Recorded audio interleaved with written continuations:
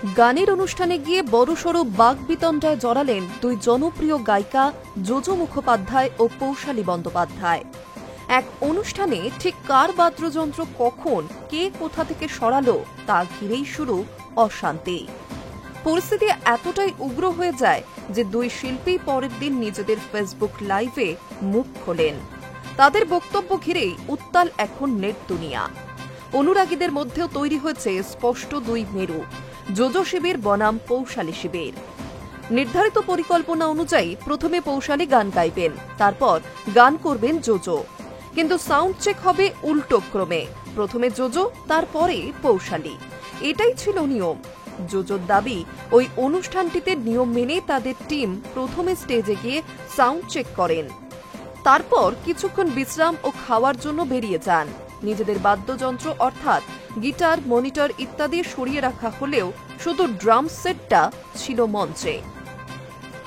এখানেই শুরু তর্ক।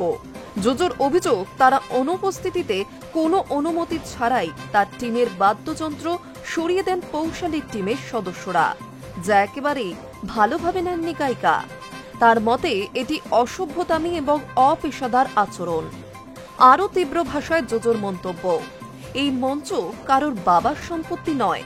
তার দাবি, ব্যক্তিগতভাবে পৌশালীর সঙ্গে তার ভালো সম্পর্ক থাকলেও পেশাদার মঞ্চে এই ধরনের আচরণ কোনোভাবেই গ্রহণযোগ্য নয়। বাট এইটা কোথাকার অসভ্যতামি? আমি অসভ্যতামি ওয়ার্ডটা এই জন্য ইউজ করছি কারণ আজকে যদি আমার টিমের কেউ কারোর সঙ্গে মিসবিহেভ করে তাহলে কিন্তু তার নাম আসবে না, বলবে যোজোর টিমের ছেলেটি মিসবিহেভ করেছে।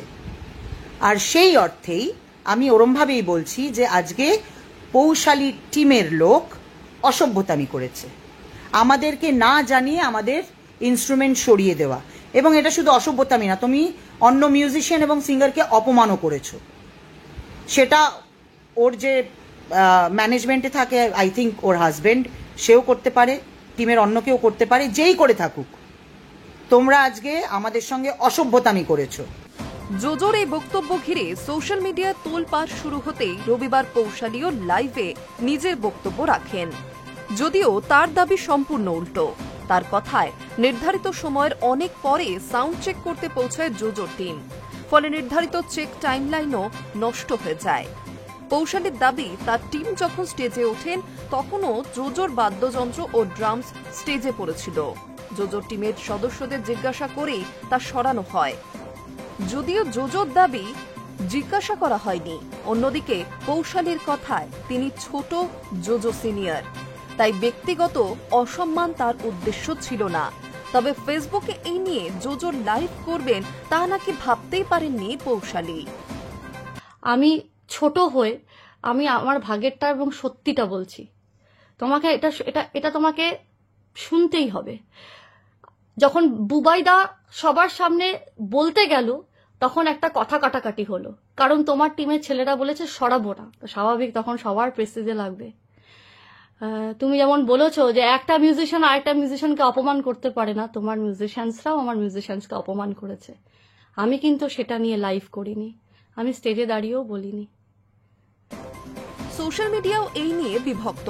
কেউ বলছেন সিনিয়র শিল্পীর বাদ্যযন্ত্র স্পর্শ করা অন্যায়ের শামিল, আবার কারণ মতে টাইমলাইন না মানলে শোয়ের পরিচালনা বিঘ্নিত হবেই।